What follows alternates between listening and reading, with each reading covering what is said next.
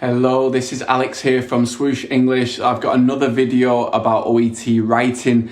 Remember, as I've said in my previous videos, this is an area that a lot of students have difficulty with. And I want to talk today about when you sit down for your OET writing examination. So you have, the people who are looking after you on test day. They give you the task and the case notes, and you're there, you're ready, you're going to use the 45 minutes you have wisely, the 5 minutes for the reading time and the 40 minutes to write. And you're thinking, and as I always say, when you are ready to actually start writing after the reading time of 5 minutes has elapsed, you need to be thinking about two things, as I always say, is who are you writing to, and what is the purposes of this letter. The person you're writing to, what do they need to do after receiving what do they need what kind of information should they be expecting from you in order for them to fulfill whatever the task might be. So say, for example, you might be writing a referral letter to a specialist, okay, and they need the information on the patient in order to do their job. So really be thinking about those things. But when it comes to a question that I think is really relevant to discuss is, remember that even though you're provided with a task, and the task might be to write to maybe a social worker or a specialist or a colleague, or it could be the family of a patient, there could be a multitude of different people that you're asked to write to. A lot of people either are thinking too much about this and they're not thinking about what the examiner's looking for. And then on the other side, people forgetting that this is trying to reenact a scenario that you would deal with in the UK or in an Australian hospital as a doctor or nurse. They're forgetting that actually, this is, they're just thinking this is an English examination, and they're just writing for the purposes of getting a grade B and satisfying the examiner. And remember, the examiner is a professional English teacher. And my advice would be to think of both and have a perfect marriage of the two.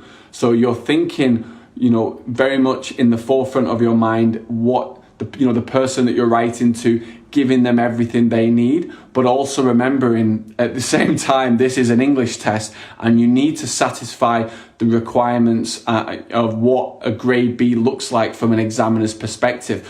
So things like a good structure, good paragraphing.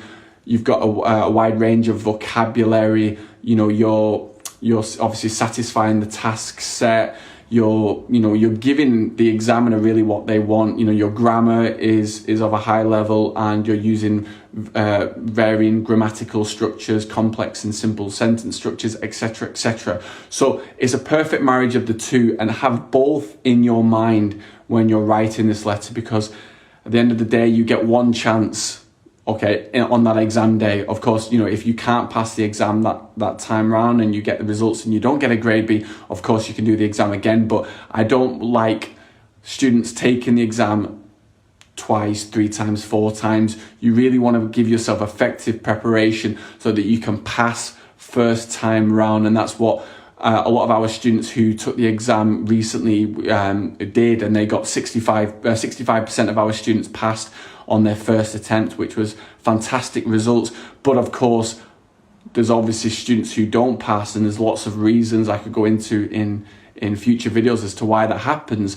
But really be thinking about the marriage of the two, thinking and taking that into account, that you're writing to a specific person. What information do they need? But then at the same time, be thinking about the English language elements to this examination. Like I said before, the grammar, the structure, satisfying the task set, the wide range in vocabulary, all of these things that an English examiner would be looking for. So remember, think of the two, put them together, and work hard, practice, get corrections from a teacher, and then review those corrections, and then build on your performance. And I'm sure you will get the results that you deserve.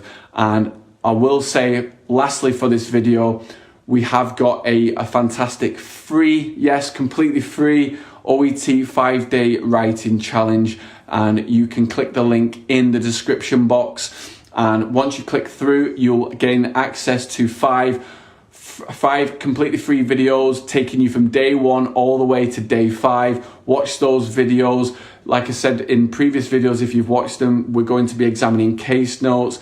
We are going to be looking at how you transform those case notes into your letter, relevant information that you should be including. We're going to be analysing a past OET examination paper, all of those things. So I look forward to helping you in your OET writing examination. Go ahead and join that challenge. I look forward to helping you get that grade B.